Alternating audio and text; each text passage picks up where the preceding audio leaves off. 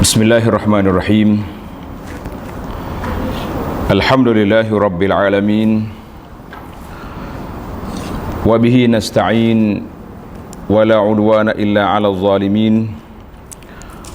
Wassalatu wassalam 'alal mab'uusi rahmatan lil alamin, nabiyyina wa habibina wa qudwatina Muhammad ibn Abdullah wa ala alihi wa sahbihi wa man walah, amma ba'du.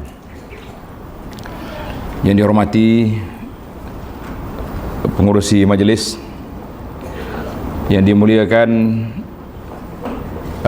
pihak penganjur,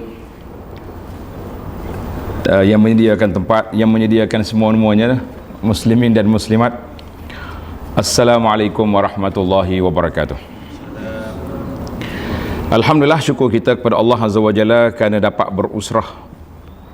Dia panggil usrah ilmu, maknanya usrah dalam bentuk perbincangan tentang ilmu di bawah perbincangan kita kepada buku nota yang saya sediakan. Tajuk dia Rahmat Allah Tidak Pernah Terhenti.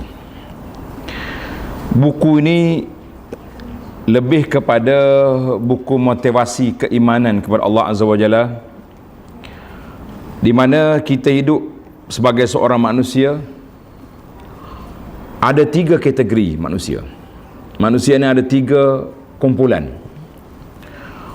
Kumpulan yang pertama, kumpulan yang memang ahli ibadat, yang kerja dia menjaga syariat Allah Azza wa Jalla pagi, petang, siang, malam. Namun begitu, mereka tetap hidup di bawah rahmat Allah Azza wa Jalla. Dia tak boleh bangga, tak boleh mendabik dada, kami kumpulan ahli syurga. Tidak ada. Mana tak boleh kita buat kelab ahli syurga? Tak boleh. Kalau kita kata kelab nak jadi ahli syurga, insya-Allah semua kita nak jadi ahli syurga. Tapi kalau kata ini kelab ahli syurga, macam kita confirm dah, lah, tidak ada.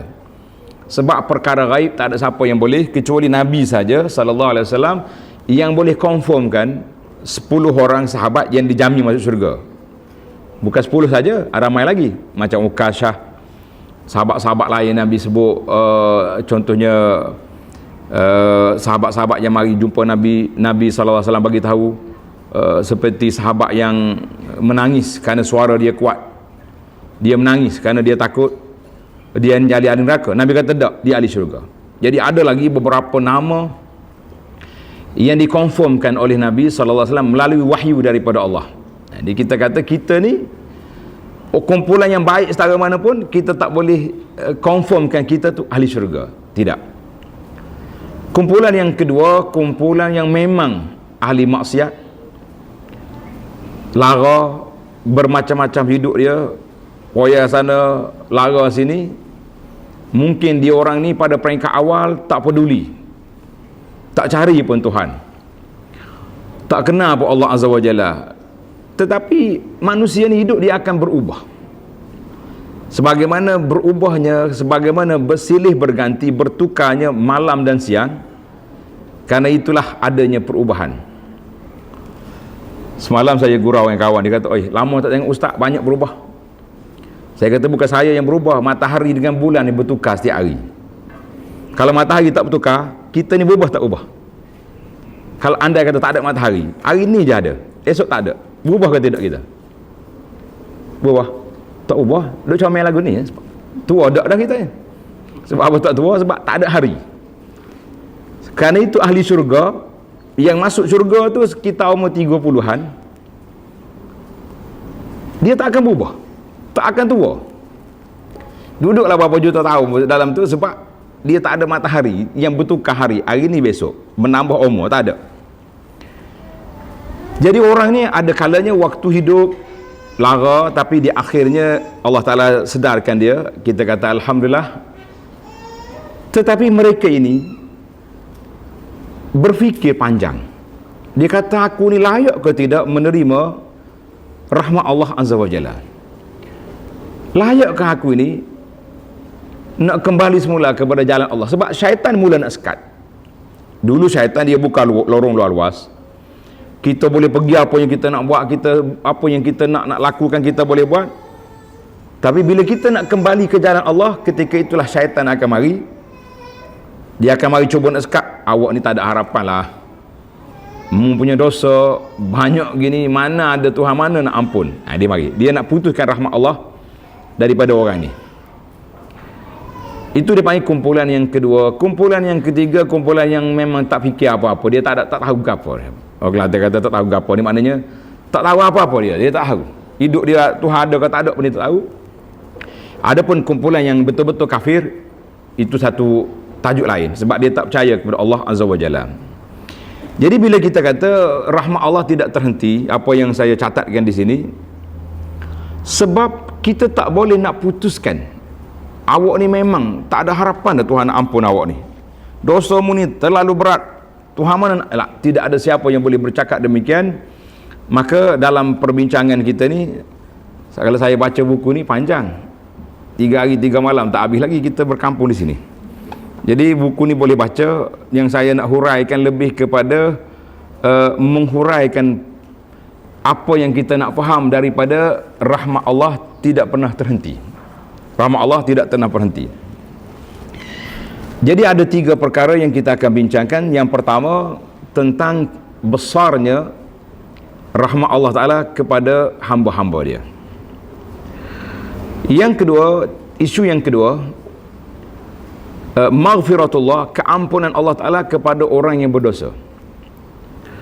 Yang ketiga, najatul halikin, orang yang berdosa, orang yang binasa, orang yang diazab dengan sebab dosa-dosa dia juga akan selamat sekiranya dia masih lagi mempunyai ruang yang besar, iaitulah iman dia kepada Allah Azza wa Jalla. Jadi sekarang kita faham bahawa kita manusia ni ada 3 kumpulan. Kumpulan yang pertama, kumpulan yang betul-betul orang yang beriman, orang yang saleh. Kumpulan yang kedua, orang yang telah berdosa tapi dia telah mendapat keinsafan untuk kembali ke jalan Allah Azza wa Jalla. Kemudian kumpulan yang ketiga, kumpulan yang tak tahu duduk mana dia beriman tapi langsung dia tak peduli, akhir sekali dia mati dengan begitu saja. Baik, kita berpindah kepada tajuk yang pertama, azimu rahmatillah, besarnya rahmat Allah Ta'ala kepada semua makhluk. Dalam Al-Quranul Karim, Allah Ta'ala sebut dalam surah Al-A'raf ayat 156, Allah kata, wa rahmati wasi'at kulla syai', rahmat aku luas, meliputi segala sesuatu. Semua benda ada rahmat Allah Azza wa Jalla. Jadi Tuhan letak dia ni mana rahmat Allah Ta'ala luas. Dalam ayat yang kedua, suratul Hijri ayat 49, ayat 49 dalam suratul Hijri, Allah kata apa? Nabbi ibadi anni anal ghafurur rahim. Nabbi ibadi, beritahu kepada hamba-hambaku bahawa aku ni bersifat dengan ghafur, pengampun, dan juga bersifat dengan rahim, kasihan belas. Jadi Allah Ta'ala sifat dia mengampun dan sifat dia dengan kasihan belas kepada hamba-hamba dia. Jadi 2 sifat. Allahu Akbar. Jadi kita bila sekali kita kenal Allah Ta'ala sifat rahmat dan sifat pengampun. Suatu kisah ni menarik. Nabi kita sallallahu alaihi wasallam satu hari dia berjalan di Madinah. Madinah pada zaman Nabi, lorong dia bukan ada macam jalan-jalan luas-luas, lorong dia antara celah-celah rumah sempit. Tiba-tiba dia jumpa seorang kanak-kanak bermain. Sahabat. Bila kanak dia main, tengok orang ramai berjalan, mak dia pergi ambil anak dia. Macam kita lah, tengok anak dia main, kita pergi pegang waktu orang ramai. Takut dipijak oleh orang ke, kena langgar ke, dia berlari pergi pada anak dia. Dia kata, ibni, wahai anakku, sayangku, ambil. Sahabat-sahabat yang tengok keadaan ibu ni sayang kepada anak dia, Nabi pun tanya, qalu ya Rasulullah, wahai Rasulullah, orang macam ni ibu yang sayang kepada anak ni, adakah dia akan campur anak dia dalam api? Nabi SAW, Nabi kata tak mungkin. Orang yang duduk campur anak yang kita jumpa di tepi-tepi jalan, jumpa di dalam tong sampah, jumpa dekat tangga masjid tu, itu ibu yang tak nak anak, ataupun bukan ibu yang lahir daripada perkahwinan, campur anak sana sini. Hak ni ibu yang penyayang, ibu yang menyayangi anak dia sendiri, macam ibu kita sekarang. Bila sahabat tanya, Nabi pun kata, faqala lahumun nabi sallallahu, Nabi kita bersabda, la wala yulqillahu habibahu finnar, demikianlah Allah Ta'ala tidak akan campur orang yang dikasihinya ke dalam neraka.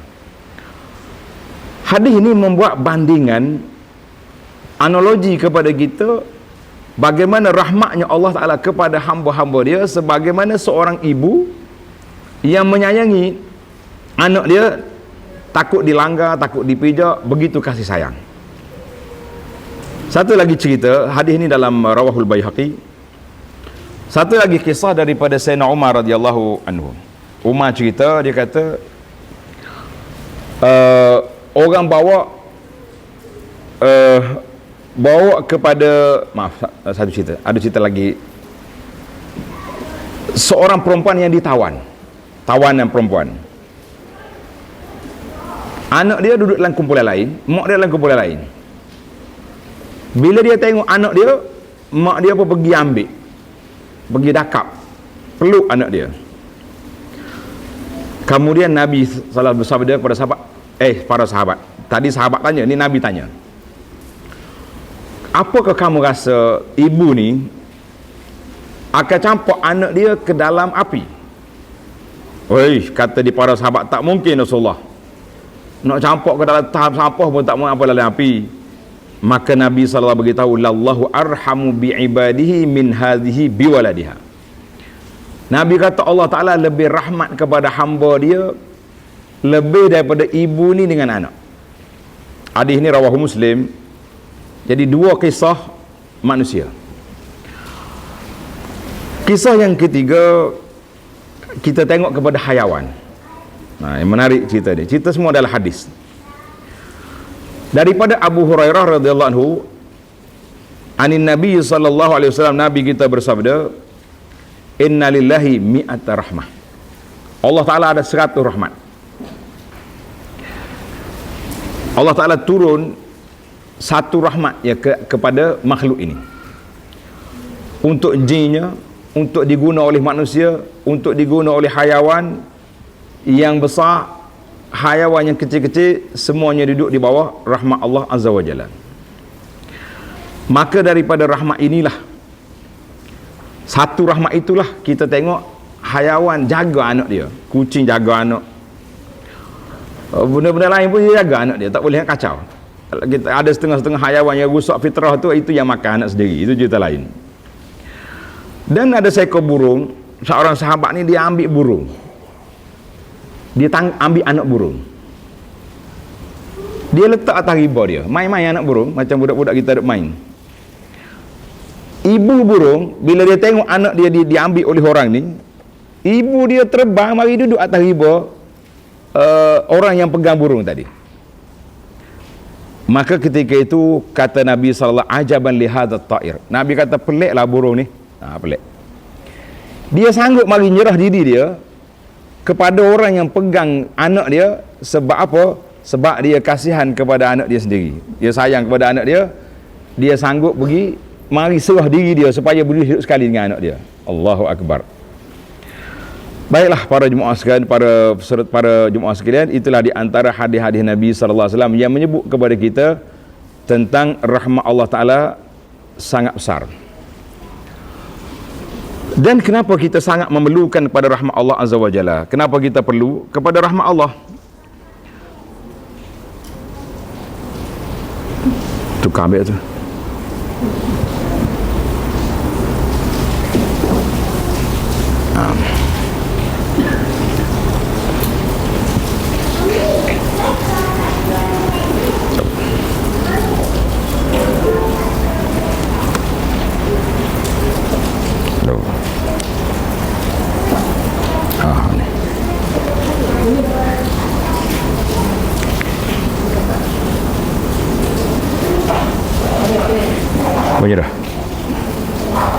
Halo, bunyi dah. Tak bunyi tak apa, kita suara kuat. Boleh lah. Baik, sekarang ni kita tengok keperluan kita kepada rahmat Allah Azza wa Jalla. Tadi kita kenal Allah Ta'ala begitu luas rahmat dia, dan sekarang ni kita nak tengok pula keperluan kita kepada rahmat Allah Azza wa Jalla. Sebagaimana dalam hadis Nabi SAW, Nabi kita bersabda, tidak ada seorang pun di kalangan hamba aku ni yang boleh masuk syurga dengan sebab amalan. Tidak ada seorang pun boleh masuk syurga dengan sebab semata-mata amalan dia. Bila Nabi sebut macam ni, sahabat terkejut. Tak boleh masuk syurga dengan sebab amalan sendiri? Qala na'am. Sahabat pun tanya, wala anta ya Rasulullah? Tuan sendiri macam mana? Tak boleh masuk syurga juga dengan sebab amalan? Nabi kata, wala ana. Termasuk saya sendiri. Aku sendiri pun tak boleh masuk syurga dengan semata-mata amalan. Illa an yataghammadani Allahu bi rahmatin minhu, kecuali dengan limpah kurnia Allah Azza wa Jalla, maka orang ni saja yang boleh masuk syurga dengan limpah kurnia Allah Azza wa Jalla. Baik para jemaah sekalian, banyak kita dengar hadis-hadis tentang ni. Tentu timbul soalan, kenapa Nabi kata tak boleh masuk amalan dengan semata-mata amal, tak masuk syurga dengan semata amalan?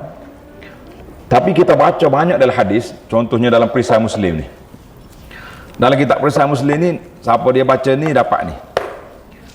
Dalam hadis tentang kelebihan-kelebihan yang tertentu, dalam buku ni banyak juga ni.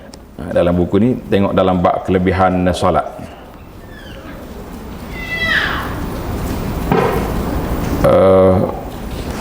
Kita akan jumpa banyak amalan-amalan yang berpahala, boleh masuk syurga. Contohnya selalu saya kempen, iaitu solat sunat 12 rakaat.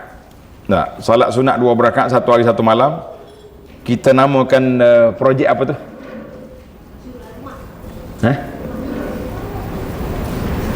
Projek Mega nama dia. Rumah dalam syurga. Iyalah, hadis tu dapat rumah dalam syurga. Tapi nama projek tu yang selalu dibawa oleh Abu Anas ni. Kita kena dengar juga projek besar-besar ni, ada main mega sale dekat supermarket ya. Yang ni mega sale yang diberi oleh Nabi SAW. Dia kata apa? Siapa dijaga 12 rakaat atau satu malam boleh satu mahliga dalam syurga. Tiba-tiba Nabi kata tak boleh masuk syurga dengan sebab amalan. Jadi kita nak faham macam mana tu. Siapa dia boleh bagi tu, kita beri hadiah. Banyak buku ni. Boleh jawab?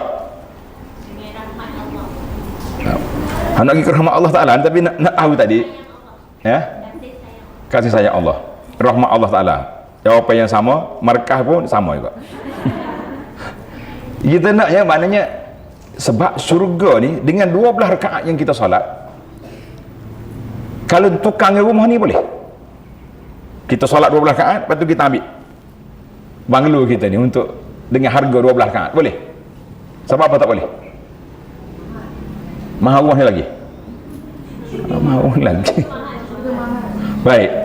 Betul lah tu tak? Tapi syurga macam mana? Penyakut baju di syurga tak sama dengan dunia ni. Macam mana kita nak tukar dengan 12 rakaat? Yang itu kita nak faham. Kenapa? Macam mana kita nak tukar dengan 12 rakaat? Cuma dengan 12 rakaat kita dapat banglo dalam syurga. Jangan kita semua ni tuan-tuan dan puan, jangan bayangkan banglo syurga macam rumah kita sekarang. Tak ada. Tak nak bayang. Walaupun nampak banglo, sama banglo. Makan sama makan. Tak? Pisah sama pisah, tapi tak sama. Maka di sini kita kena faham bahawa yang kita boleh masuk syurga itu bukan bayaran kepada amalan kita tadi menjadi bayaran, tapi amalan itu tiket. Dalam bahasa kita sekarang, kita nak pergi travel, dia ada visa. Ada visa. Visa nak masuk satu negara orang ada visa. Tak kira lah ambil visa cok pasport ke macam mana. Maknanya kita nak masuk dalam syurga kena ada visa. Visa kita itulah yang dikirakan amalan yang baik yang kita buat, itu hanya visa, bukan beli negara tu. Faham dah? Kalau boleh jawab faham tu kemah lah tu dah. Faham? Jelas ke tidak? Siapa dia boleh jawab? Silakan. Siapa boleh jawab? Apa bezanya? Kenapa kita tak boleh masuk syurga dengan semata-mata amalan? Ni nak jawab ni. Buku ni belum khatam lagi, dia kata baru baca, nak dia jawab. Boleh jawab situ? Jumpa dah? Alhamdulillah. Jawablah. Ya? Soalan dia. Hadis Nabi kata, kita tak boleh masuk syurga dengan semata-mata amalan. Sehingga sahabat terkejut, dia kata, wala anta ya Rasulullah. Rasulullah dia tak boleh masuk syurga dengan mata amalan. Nabi kata, wala ana. Walaupun aku. Tapi kita masuk syurga dengan limpah kurnia, dengan rahmat daripada Allah Azza wa Jalla. Itu hadis. Soalan sayanya, kenapa kita ni tak boleh masuk syurga dengan semata-mata amalan? Itu soalan. Payah tu Ustaz jawab sendiri tak? Tadi kata rahmat Allah, ni redha Allah lagi. Jawab. Asalkan boleh jawab, kita jawab. Hari ni tak ada masalah. Kalau tak betul, kita betul. Kalau betul dah, alhamdulillah, itu tanda kita dah belajar. Maknanya syurga Allah Ta'ala buat tu terlalu yang besar, tidak sepadan dengan amalan yang kita buat tu kecil, tapi diberi balasan yang besar. Dalam hadis Nabi kata, aku tengok seorang laki-laki duduk berjalan dalam syurga dengan sebab dia buang sampah di tengah jalan. Kerja buang sampah tengah jalan ni, kadang-kadang kita pun tak nak ambil sampah. Kalau ada sampah, kita panggil orang pula, panggil budak orang yang kerja majlis berbandaran. Engkau ambil sampah ni. Kenapa kita tak ambil? Ambil sampah letak terus. Sedangkan kalau kita ambil, boleh pahala ke tidak? Sehingga Nabi kata, aku tengok seorang laki-laki masuk syurga dengan sebab dia buang sampah di tengah jalan. Itu okey lah buang sampah, siapa bayar harga syurga. Itu menunjukkan apa? Menunjukkan bahawa kita bukan masuk semata-mata dengan amalan, tapi kita masuk dengan rahmat daripada Allah Azza wa Jalla. Itunya poin kitanya, kita nak beri faham bahawa kita masuk syurga dengan rahmat daripada Allah Azza wa Jalla. Maka Nabi SAW menceritakan kepada kita bahawa ada orang atas dunia ni banyak melakukan perkara yang tidak baik, tetapi alhamdulillah Allah Ta'ala izinkan dia untuk berpatah balik. Mana kita taubat, kita tinggalkan dosa-dosa yang lalu. Dalam sebuah hadis yang dikeluarkan oleh Imam Bukhari daripada Abdullah bin Umar, Nabi kita bersabda, innallaha yadunil mu'min. Pada hari kiamat esok Allah Ta'ala tengok kepada hamba dia dan Allah sembunyikan kesalahan dia. Kemudian Tuhan tanya dia, dia bagi buku rekod. Setiap orang ada buku rekod. Setiap kita ni ada buku rekod, sama ada kita tulis ke tak tulis. Ada setengah orang dia tulis kan, ada buku diary, tulis. Sekarang ni orang tak main diary-diary dah. Mana tempat dia pergi kita tahu belaka. Dia catat kat mana? Instagram. Ada belaka lah, Instagramnya, Facebooknya, semua orang tahu. Tapi kita di akhirat esok, kita ada malaikat nama dia Raqibun Atid. Raqib bin Atid ni satu malaikat, satu jawatan. Dia bukan dua, bukan kata satu nama Raqib, satu lagi nama Atid. Tak. Satu malaikat, nama jawatan dia Raqib bin Atid. Macam jaga depan rumah kita tu. Pengawal security. Berapa orang? Seorang ya, pengawal security. Raqib maknanya pengawal, Atid yang dekat dengan kita. Itu mana Raqib, pengawal yang dekat dengan kita. Jadi Raqib bin Atid, dia ni akan tulis apa yang kita buat. Kita tak payah tulis. Karena itu tadi ada orang tanya, dia kata kalau kita buat sedekah-sedekah ni boleh tak kita maklumkan orang ini sedekah saya orang tu. Kita kata tak payahlah, awak niat je. Itu kerja malaikat mencatat untuk siapa, pahala nak pergi ke siapa. Kita tak payah tulis. Kita kalau nak bagi hadiah orang besar-besar tulis dekat kotak dengan tulus ikhlas. Nasib baik tak tulis lillahi ta'ala. Nah, hadiah saya sempena hari jadi awak, sempena hari perkahwinan, sempena naik rumah baru. Perlukah kita tulis lillahi ta'ala? Perlu tulis ikhlas? Kita tak tahu ikhlas tu dalam hati. Cuma Allah Ta'ala dedahkan rahsia itu kepada malaikat. Malaikat tahu.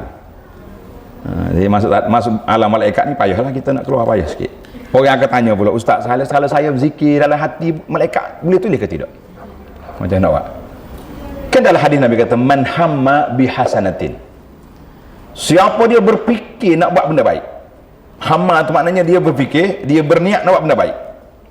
Aku esok insya-Allah nak pergi tolong orang miskin, tolong orang susah, ada orang banjir sebelah kita tolong, ada siapa sajalah. nak pergi tolong sana tolong sini, buat benda baik, maka malaikat sudah pun tulis pahala. Dia tak cakap pun, dia tak tulis pun dalam tapi dia kata hamma, maknanya dia sudah ada berfikir nak buat benda baik, dia tak buat. Kalau dia buat sungguh, digandakan pahala 10 kali. Kalau tak buat, dapat 1 pahala. Sebab tu biar timbul soalan perbahasan, malaikat tahu tak kalau kita niat? Dia, kalau macam mana malaikat nak tulis pahala kalau tak tahu? Baik, sekarang ni ada soalan ramai di kalangan ibu-ibu ni muslimat, dia tanya, dia nak berzikir dengan hati, boleh ke tak boleh? Dia zikir subhanallah dalam hati, tak bunyi, boleh ke tak boleh? Boleh pahala ke tidak? Payahlah nak jawab hari ni. Payah. Sebab kita beri soalan, dia tak jawab, kita tanya dia tak jawab juga, jadi masalah. Dua-dua jadi masalah dah. Patutnya bila ada soalan tanya jawab. Jawab dia, kita kena faham. Kita kena beza di antara zikir dengan fikir. Zikir dengan mulut. Subhanallah, alhamdulillah, wala ilaha illallah, Allah, itu zikir. Dengan hati orang panggil berfikir. Dia kenapa tu? Zikir. Itu termasuk dalam fikir. Kalau zikir, dia kena zikir dengan lidah. Tapi kalau kita zikir dengan hati saja, hati ingat pada Allah, boleh.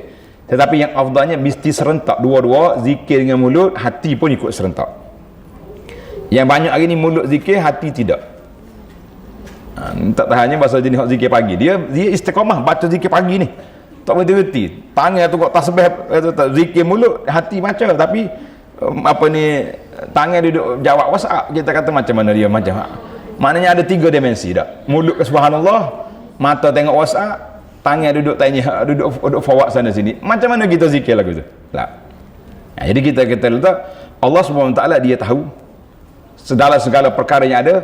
Jadi pada hari kiamat esok, orang yang telah melakukan perkara yang tidak baik, kemudian Allah izinkan dia untuk bertaubat, dia kembali kepada Allah, ya Allah, ya Tuhanku, sembunyikan rahsia aku tak nak lagi mengulangi perkara ini. Di akhirat esok, semua buku rekod akan diberi. Kemudian bila dia baca, dia tanya, ini awak buat tak ni? Buat. Ya ni? Buat. Ya, semua dia akan mengaku. Mana kita tak mengaku? Rekod berjalan. Kalau sesuai, kita kata CCTV. CCTV yang kita pasang ni pun kita percaya dah. Kadang-kadang pakai CCTV yang tak jelas, tak jadi apa juga, tak ada nak kesan. Tapi CCTV malaikat sangat cerah, dalam gelap ke dalam cerah, dia boleh scan. Tuhan kata, mau buat ni, buat. Ya ni, buat. Kamu pergi, semua yang kita buat, kita terpaksa mengaku, ya Rabbi, semua tu aku buat. Kemudian Allah tanya dia, adakah Raqibun Atid, katabat, penulis rekod ini zalim, dia tulis apa yang kau tak buat? Tak ada, ya Rabbi. Semua yang ditulis betul. Ketika itulah, tuan-tuan dan puan-puan, Allah Ta'ala berfirman kepada hamba dia yang telah bertobat. Tuhan kata, satartuha alaika fid dunya, di atas dunia dulu aku sembunyikan rahsia awak. Orang tak tahu pun, awak tak kena ditangkap pun oleh penguat kuasa agama, pencegah maksiat tak tangkap pun awak, pejabat agama tak tangkap pun awak ni, walaupun awak buat benda-benda yang pelik. Dan awak telah pun bertaubat, telah beristighfar, telah minta ampun, sebagaimana aku sembunyikan dosa kamu atas dunia, satartuha alaika fid dunya, aku sembunyikan dosa kamu di fil akhirat, pada hari ini disembunyikan dosa. Maka itulah yang dikatakan fayu'ta kitabu hasanati. Kata Nabi SAW, pada ketika itu Allah Ta'ala beri rekod amal kebajikan. Amal itu yang akan ditimbang di atas mizan timbangan amal. Kita kata alhamdulillah. Wa amal kafir wal munafik, itu cerita lain. Hadis ini dalam Al-Bukhari. Maka bila kita sebut tentang rahmat Allah Ta'ala, kita kena bincang tentang 2 perkara. Dalam perjalanan hidup kita ni mesti ada 2 perkara. Yang pertama dia panggil al-khawf. Tulis istilah ni, al-khawf, K-H-U-F, khawf, K-H-A-U-F, khawf. Bahasa Arab kha waw fa, kha waw fa. Nanti Ustaz Reza kena buat daurah bahasa Arab ni, biarnya mengajar Arab pula ni. Khawf makna takut. Satu lagi yang kita wajib, dia panggil ar-raja. Apa makna ar-raja? Mengharapkan rahmat Allah Ta'ala. Kita tak boleh duduk sebelah pihak. Kalau terlalu takut, orang ni akan jadi was-was, akan jadi stres, dan mungkin dia akan jadi gila, terlalu takut. Bahawa banyak orang yang kita tengok dia panggil terlalu berfikir sangat sampai dia jadi depression, tekanan jiwa yang akhir sekali tak tahu duduk mana lah. Dan jangan juga terlalu mengharapkan. Ada orang terlalu mengharapkan rahmat Allah Ta'ala luas, rahmat Allah Ta'ala luas lah. Kita kata betul lah rahmat Allah Ta'ala luas, tapi kita kena ingat dua ayat yang mesti dibaca. Allah kata rahmati wasi'at, luas rahmat aku, innama anal ghafurur rahim. Ayat tadi, aku ni maha pengampun. Tapi kita kena baca serentak dengan itu. Ayat kata inna azabi, sesungguhnya azab aku la syadid, juga dahsyat. Maknanya dua-dua ni kita kena baca. Kalau kita mengharap saja, oh tak apa, kenapa awak tak solat? Allah Ta'ala maha rahmat. Oh sedap dia. Sekali saya tegur budak Arab, dia duduk main. Orang duduk solat, dia duduk main. Syekh, wala salli, kata, pergi solat. Dia kata, dia baca ayat Quran, inna allaha ghafurur rahim. Kata sedap dia. Dia kata Allah Ta'ala maha pengampun. Kata kita pun balas balik. Kata Allah kata, qala Allah Ta'ala inna azabi la syadid, azab aku sangat dahsyat. Dia kata roh salli, itu semaya. Dia pun sengih suka. Dia kata, empan dah jawab, dia kata. Jadi maknanya ada orang terlalu mengharapkan rahmat Allah Ta'ala luas. Semua benda rahmat Allah Ta'ala luas. Semaya luas rahmat, tak solat pun tak apa. Maka orang ni dia akan jadi golongan liberal, golongan-golongan yang menganggap remeh kepada agama, sebab dia kata tak apa. Tambah-tambah zaman kita hari ni pula diviralkan, ramai orang-orang yang mati dari kalangan orang yang bukan asalnya baik. Oh dia ni walaupun dia dulu gini-gini dah, macam-macam lah, ahli tu ahli ni, selebriti, tapi bila nak mati di Mekah, mati tengah baca Quran, mati tengah bagi derma ke anak yatim, yang menyebabkan kita pun rasa tak ada apa-apa. Kalau aku buat maksiat, kalau dah mati macam ni surga juga. Tapi masalahnya, kita tahu ke kita nak mati macam mana? Kita boleh tahu kita nak mati macam mana, cara kematian? Tidak tahu. Bila tidak tahulah, Nabi SAW ajar kepada kita supaya sentiasa berdoa, ya muqallibal qulub, ingat, sabit qalbi ala din. Itu doa yang kita baca. Wahai Tuhan yang bolak-balikkan hati, tetapkan hati aku di atas jalan keredai. Jadi oleh kerana kita tidak tahu kita nak mati macam mana, kalau kita confirm kita boleh mati husnul khatimah, senanglah hidup. Ini kita tahu. Yang kita naknya mati dengan husnul khatimah, insya-Allah. Cerita lain pula daripada Abdurrahman bin Jubair. Dia kata ada seorang ini datang jumpa dengan Nabi sallallahu alaihi wasallam, syaikhun kabirun harimun. Tiga sifat dia. Orang tua, syekh tu tua dah, kabir, tua sungguh lah. Harim makna tua, nak kata apa, tua begitulah, tua sungguh hati. Bulu kening dia pun dah jatuh dah. Orang panggil macam berkedut dah dia tu. Berjalan dengan tongkat sampai depan Nabi SAW. Dia kata, ya Rasulullah, ceritakan kepada saya seorang laki-laki yang banyak dosa. Dia ni berdosa, segala jenis dosa dia buat belaka. La yatruku dajatan wala hajatan illa at. Maknanya segala jenis maksiat tu dia buat. Dia kata, kalau aku bagi dosa, kalau kita bagi dosa dia ni kepada penduduk bumi ni luas, semua kena dosa belaka. Dia tanya, alahu min taubatin, boleh, ada ke peluang untuk dia bertaubat? Ini soalan dia, ada ke peluang untuk dia bertaubat? Qala sallallahu alaihi wasallam, hal aslamta, masuk Islam dah. Dia pun mengucap, asyhadu an la ilaha illallah wa annaka rasulullah. Mana Islam dah tu, dah mengucap. Qala taf'alul khairat, Nabi kata lepas pada ni membuatlah benda-benda yang baik.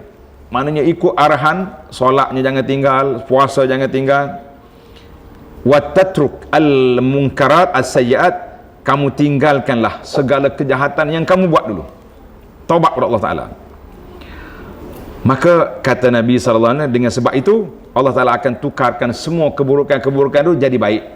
Maknanya kita tinggal yang lepas pada ni, dalam hidup kita ni kita akan buat yang baik.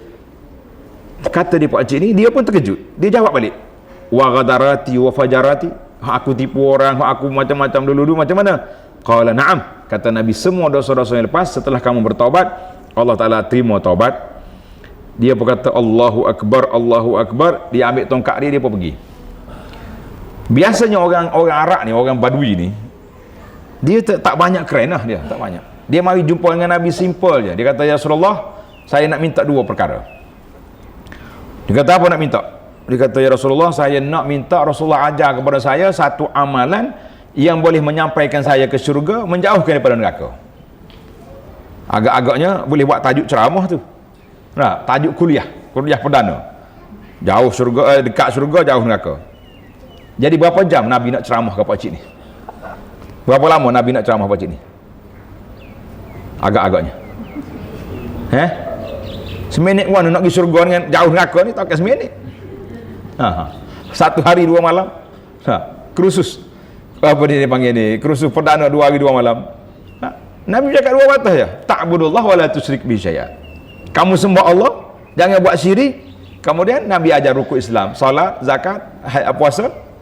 Dia pun angkat tangan pergi. Kita kata simple ya dia punya soalan-soalan. Maka Nabi kita ajar kepada pakcik ni, kamu tinggalkanlah dosa-dosa yang lepas, kamu buat kebajikan, lepas pada ni hidup kamu jadi orang baik. Dia pun bertakbir Allahu Akbar, dia angkat tongkat dia pergi.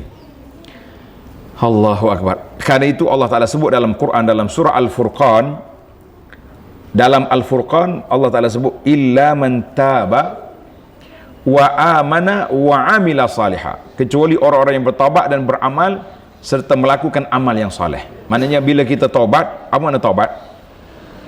Taubat ni sebagaimana yang didefinisikan oleh para ulama Islam, dia kata taubat itu iaitulah kita tinggalkan benda yang lepas, benda yang tak baik, yang lepas-lepas kita tinggal. Kemudian kita menyesali di atas perbuatan yang lalu, dengan kita berjanji dengan Allah Azza wa Jalla, aku tak akan mengulangi balik. Itu syarat nak taubat. Dan kita kena ingat, lepas pada bertaubat, tak semesti orang itu jadi malaikat. Oh, dia ni tak ada dah, dia pergi Mekah dah baru ni, dia taubat dah, kemudian balik-balik tak jadi malaikat juga. Adakah taubat dia itu tidak diterima? Itu soalan. Banyak orang ni kata, Tuhan tak terima taubat dia ni. Kita kena ingat, syarat nak taubat apabila telah memenuhi kriteria dia, menyesali yang lalu, berazam untuk tidak mengulangi balik yang akan datang, kan? Maka pada ketika itu apa kita kata?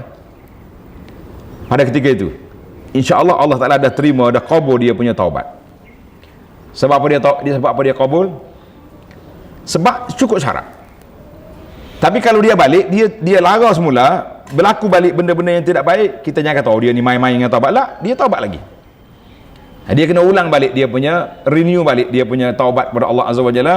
Sebab taubat yang tadi selesai, tapi yang baru ni pula kena buat balik. Macam kita lah juga, tahun ni kita servis kereta, dah kita berjalan banyak-banyak rusak, tahun depan masuk lagi servis balik. Begitulah hidup manusia ni, selagi tak habis nyawa, maka kita kena sentiasa mengulangi balik apa yang yang sepatut kita buat. Jadi dalam isu ni kita kena ada dua. Satu, sifat khauf, takut pada Allah Azza wa Jalla. Aku ni tak berani buat benda-benda yang tak baik. Sebab apa tak berani? Nanti mati waktu kita duduk buat benda yang tak baik, macam mana? Itu di antara motivasi kenapa kita tak berani buat maksiat, sebab kita tak tahu waktu mati kita bila. Sekarang ni orang suka sangat viral cerita-cerita orang mati, tak? Orang ni mati sujud, orang ni mati tengah menyanyi, orang ni mati tengah melompat. Waktu kita share video tu, kita terasa macam mana? Waktu kita share video orang mati dalam keadaan baik, kita mesti rasa nak mati baik tak? Tapi yang kita share waktu orang mati tak baik, macam mana? Tak rasa takut?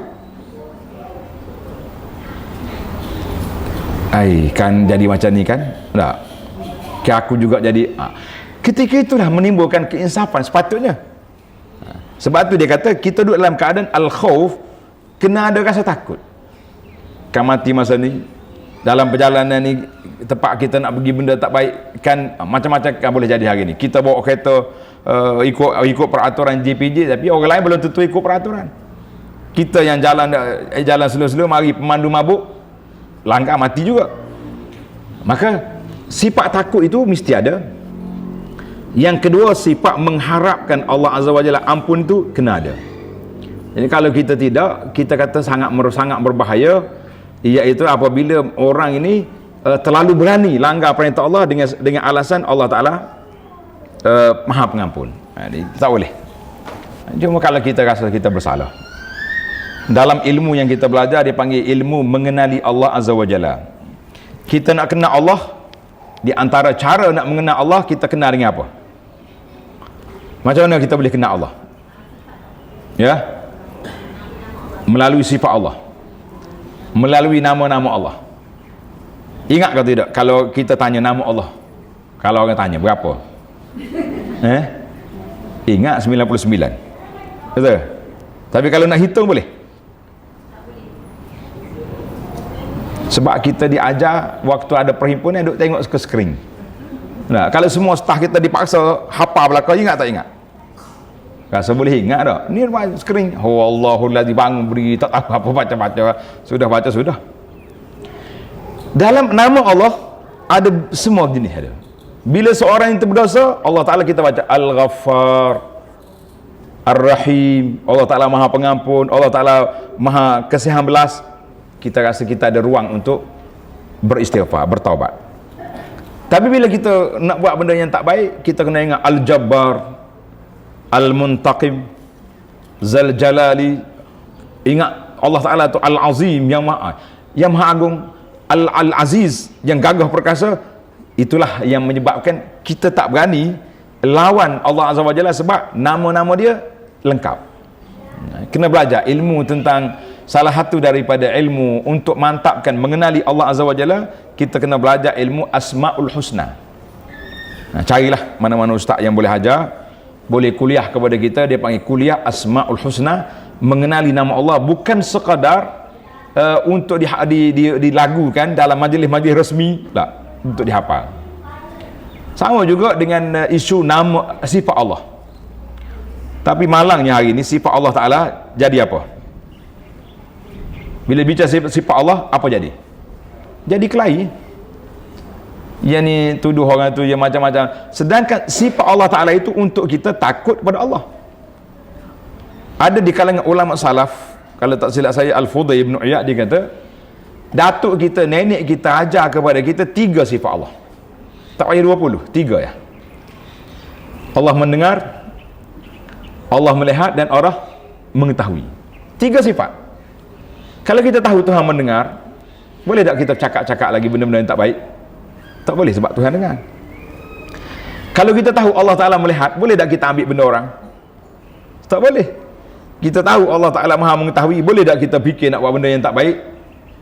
Itulah yang dikatakan nama Allah dengan sifat Allah Ta'ala itu perlu diletakkan dalam hati kita, biar dia terpahak dalam hati. Itulah yang dikatakan sifat dan nama Allah yang menjadi tanda kita nak kenal Allah. Kemudian kita kenal Allah Ta'ala melalui makhluk yang ada di sini, langit, bumi. Ana baca dalam ilmu tadabbur Quran, dia kata Tuhan sebut banyak dalam Quran ni 3 benda makhluk yang disuruh kita tengok. Langit, bumi, hujan. 3 ni memang menjadi satu agenda besar. Bila tengok langit, besar dia punya duduk. Kita berasa jauh. Itu bukan alam kita, itu alam atas. Bila tengok bumi, dekat dengan kita. Bila tengok hujan, itu dia panggil hujan itu menjadi tanda kehidupan kita. Mula-mula pokok tu kering, kita tanam biji yang tak ada, yang mati. Daripada biji yang mati jadi hidup. Lepas pada hidup dia kering balik, mati, tanam yang lain pula. Maknanya manusia tu begitulah keadaan. Kita dulu tak ada, sekarang ni ada, lepas ni ada ke tak ada? Tak ada pula bila mati. Kan dalam Quran kita ada sebut dulu, ingat, allazi khalaqal mauta wal haya. Allah kalau sebut dalam Quran, aku jadikan hidup kemudian mati, mati kemudian hidup. Sebab apa dalam Quran Tuhan sebut khalaqal mauta wal haya? Allah jadikan mati hidup. Sebab kita ni akan 2 kali mati, 2 kali hidup. Mati yang pertama sebelum dilahirkan oleh mak, itu dianggap sebagai kematian yang pertama. Belum kita ada dulu, ada ke tak ada kita? Sebelum kita dilahir oleh mak, tak ada. Maknanya kita tidak ada. Sekarang ni sudah ada. Nanti beberapa ketika lagi kita tak ada. Selepas pada tak ada balik. Itulah kepercayaan kita bahawa kita manusia ni akan dibangkitkan oleh Allah Azza wa Jalla, ada semula selepas tidak ada. Maka al-khawf wal raja', dua perkara yang mesti kita kena ingat. Setiap orang ada perasaan takut dan ada perasaan raja', mengharapkan keampunan Allah Azza wa Jalla. Dua tu kena ada. Kalau takut saja dia akan jadi gila. Kalau mengharap saja dia akan jadi apa? Jadi orang yang tak ada agama. Orang liberal, tak tahu apa, tak takut pada Allah Azza wa Jalla, yang menyebabkan dia berani buat segala perkara. Allahu Akbar. Baiklah, walau macam mana kita, tajuk yang ketiga, najatul halikin. Orang yang binasa juga dengan sebab dosa dia akan lepas. Dalam hadis yang diriwayat oleh Ibnu Mas'ud radhiyallahu anhu, Nabi cerita laki-laki yang terakhir masuk syurga. Dengar cerita ni, hadis dalam Sahih Muslim. Dia kata seorang laki-laki yang terakhir masuk syurga, dia ni duduk dalam keluar daripada neraka, duduk di celah tu, tak tahu nak gimana. Ada pokok, mana dia keluar pada neraka tu ada pokok dekat tu. Dia kata, ya Rabbi, boleh tak saya nak duduk dekat pokok tu?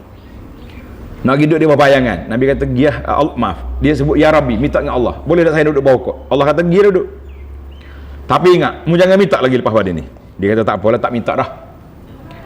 Bila duduk di bawah pokok, lama-lama dia tengok, pokok depan tu lagi cantik lah. Lama-lama dia kata, ya Rabbi, saya tak minta dah yang lain, tapi saya nak pergi duduk depan tu. Allah kata, baru ni minta, janji dah tak nak minta sekali ni ya. Dia pergi, Allah izinkan dia. Akhir-akhir sekali dia pergi sampai ke pintu syurga. Sampai ke pintu syurga. Bila dekat ke pintu syurga, dia kata, ya Rabbi, kalau boleh masuk dalam sikit ya. Allah kata, mu janji dah kan, alam tu ahid ni, mu tak minta lain, dah nak masuk dalam tu ya. Maknanya cerita tu panjang. Nabi selalu bagi gambaran kepada kita bahawa orang yang terakhir masuk syurga, dia keluar daripada neraka setelah Allah Ta'ala azabkan dia dengan dosa-dosa dia yang lepas. Jadi manusia ni ada tiga kumpulan. Yang pertama, masuk syurga tanpa hisab, tanpa azab. Yang kedua, dia masuk syurga dengan hisab, tapi hisab pula berbagai-bagai. Di antara doa yang Allah Ta'ala sebut, yang kita kena minta, iaitulah fasaufa yuhasabu hisaban yasira. Ada orang yang masuk syurga dengan kira-kira hisab yang terlalu simple. Mudah ya, macam kita lalu depan custom. Kalau kita boleh buat bandingan, kau ada pegawai custom sini? Ada. Kita lalu buat custom, tidak dia ada lorong hijau, ada lorong kena buka. Ada ke tak ada? Oh, dia ni barang banyak ni, buka. Kalau kita kena buka beg, rasa macam mana? Memang kita beli barang banyak sungguh. Rasa sedap hati tak sedap hati? Tak sedap tak? Kena dah lah kali ni. Kata dia Nabi, man nuqisal hisab uzib. Orang kena tanya ya, macam kena azab dah. Buka barang, takut. Ada orang yang hisaban yasira, dia tengok je, scan. Sekarang ni pakai scan kan? Scan masuk dalam custom, tengok, pergi ya. Itu dia panggil hisaban yasira. Ada orang yang lorong hijau. Lorong hijau tu dia masuk gitu, bidun hisab wala azab. Tapi ada orang yang kena buka barang-barang dia. Maknanya ada orang yang ke syurga tanpa hisab, ada orang yang syurga setelah dihisab. Orang yang kena hisab pula hisaban yasira, hisab yang mudah, yang ringkas. Dan ada yang dihisab dengan perhitungan yang cukup berat. Kita berdoa kepada Allah SWT, Allahumma hasibna hisaban yasira. Ya Allah, hisabkan kami dengan hisab yang mudah. Perhitung, lalu je. Tanya gitu, jelingnya tengok. InsyaAllah. Amin ya Rabbal Alamin. Ada orang kata, boleh ke kita nak minta doa masuk syurga tanpa azab, tanpa hisab? Itu lagi baik kita minta. Tetapi Allah Ta'ala yang maha berkuasa, dia boleh beri pada siapa yang dia kena beri. Kemudian ada hisab yang mudah, ada hisab yang payah. Jadi yang payah kita tak nak. Kemudian ada orang yang tak lepas. terpaksa kena masuk neraka dulu, na'udzubillah. Kemudian daripada neraka itu dikeluarkan bimasyiatillah, dengan kehendak Allah Ta'ala. Orang ni dia panggil dalam syurga jahannamiyin. Kalau bahasa kita kat banduan, orang pernah masuk neraka, na'udzubillah. Kita jangan duk mikirlah, tak apalah kalau macam tu kat ustaz, masuk neraka sehari dua pun beres dah. Nah, atas dunia ni kita kaya, tipu orang macam-macam, kita punya scam macam itu lah. Kita kata jangan duk mikir, tuan-tuan tak usah duk fikir nak masuk neraka dulu sehari dua, lepas tu nak keluar. Jangan. Yang kita fikirnya macam mana Allah ma'ajirna minan nar, kita tak mau disentuh oleh api neraka. Ni ada orang duk main-main, tak tahulah dia salah faham rasa. Bila jumpa ustaz, dia kata, ustaz jangan lupa saya, jangan lupa cari saya. Pernah dengar orang cakap macam tu? Oh, pernah juga berpesan, jangan pesan, bahaya tu, jangan lupa cari saya. Saya kata, cari kat mana? Kalau pergi Mekah, saya cari kat apa ni, awak nak cari kat mana? Dia kata, ustaz carilah saya. Cari kat mana? Dia suruh cari dalam neraka. Ayat ni ayat tidak positif. Kenapa pesan kau ustaz nak suruh cari dalam neraka? Awak nak masuk? Nak. Kita kena doa, ya Allah doakan ustaz kita dapat bersama dalam syurga. Itu baru ayat yang betul. Jangan duk senang cari saya. Banyak kali orang, kita dah banyak kali tegur dia tu, ustaz cari saya ya. Kata kita cari kat mana? Dia pun sengih, tak tahu nak jawab. Kata nak suruh cari tu kena bagi tahu lokasi. Dia cari dalam neraka. Kata astagfirullahalazim, mu nak masuk neraka? Dah lah orang cakap belakang, saya cakap juga. Kita ni tak boleh ikut cakap orang. Kalau semua cakap orang, tak tahu apa kita ni. Kita kena belajar apa benda yang kita nak cakap. Macam zaman dulu, ramai orang doa bila orang kahwin, semoga kekal ke? Dah dulu, zaman dulu. Nak cucu. Cuba tanya pejabat agama, berapa ramai nenek-nenek ngopah yang bercerai setelah berdapat cucu? Main-main. Bercerai sungguh. Sehingga kawan saya pejabat agama dia tu, ustaz hantar tolong pesan lah, bagi tahu tukarlah format doa tu sehingga kekal ke dalam syurga. Baru betul ni kekal nak cucu. Bila dapat cucu, atuk dengan opah bercerai. Sebab doa awak makbul. Jangan main. Jangan duduk doa makbul gitu. Jangan duduk main. Ustaz cari saya lah. Kata-kata ustaz doakan saya, Allah Ta'ala redha pada saya, dapat masuk dalam syurga. Barulah betul je punya ayat. Jangan duduk main cari-cari. Senang dia ingat. Masuk neraka ni macam masuk banduan di kajang kau. Jangan gurau macam tu. Baik. Itulah keadaan tiga manusia. Kita mengatakan rahmat Allah Ta'ala tidak pernah terhenti. Jadi macam mana keadaan orang tengok, kita jangan sekali-kali bila tengok orang tak baik, kita berani confirm. Kita kata dia ni tak ada harapan dah ni. Tak ada harapan dah dia. Ahli neraka dia ni. Tak boleh. Jahat setara mana pun kita doa, ya Allah bagilah hidayah kepada orang ni. Satu kes, ini cerita dalam hadis Nabi sallallahu alaihi wasallam. Nabi kata, kana rajulaini fi Bani Israel. Dua orang ni berkawan, berkasih sayang. Dua orang ni kawan rapat, best friend. Yang seorang ni kuat ibadat, yang seorang ni banyak buat dosa. Jadi yang ibadat ni sayang kepada kawan dia, dia nasihat, aksir, cukuplah buat benda maksiat, benda mungkar, mari kita taubat Allah Ta'ala. Yang kaki maksiat ni pula, khali ni, awak perlu beli apa? Kan kubur masing-masing. Ini bahasa orang kaya ni, kubur masing-masing. Dah, awak ni susah apa tak kubur masing-masing? Dia nasihat lagi, nasihat tak dengar. Akhir kali kawan ni marah. Yang ahli ibadat marah, dia bersumpah. Dia kata, wallahi la yaghfirullahu laka abada. Demi Allah, Allah Ta'ala tidak akan ampunkan dosa awak selama-lamanya. Berani dia bersumpah. Maka ketika itu Allah Subhanahu Wa Ta'ala berfirman, Tuhan kata Tuhan marah. Tuhan kata siapa di kalangan kamu yang berani melanggar kehendak Allah Azza wa Jalla, berani dia bersumpah, Tuhan tak ampunkan dosa orang ni. Jadi kita kata itu satu perbuatan yang cukup salah. Bila kita tengok orang buat dosa, kita tidak minta ampun untuk dia, kita tidak doa untuk kebaikan untuk dia, tapi kita pangkah dia, kita kata orang ni confirm neraka. Na'udzubillah. Jadi dua-dua kita tak boleh, confirm neraka pun tak boleh, confirm syurga pun tak boleh. Yang bolehnya kita berdoa, ya Allah masukkan orang dalam syurga, ya Allah jadikan sahabat kita yang mati ni ahli syurga. Itu doa. Oi ustaz, confirm. Sedap dia punya ayat. Dia mati tengah sujud. Kita kata tak boleh confirm lagi. Ketika seorang sahabat Nabi nama dia Uthman bin Maz'un mati, sahabat Nabi berhijrah. Kalau kita tengok secara fizikal, manual ini, memang dia ahli syurga. Jadi sahabat Nabi kata, ya sukanya dia, Allah Ta'ala beri kepada dia. Nabi kata, mu tahu mana? Nabi kata marah.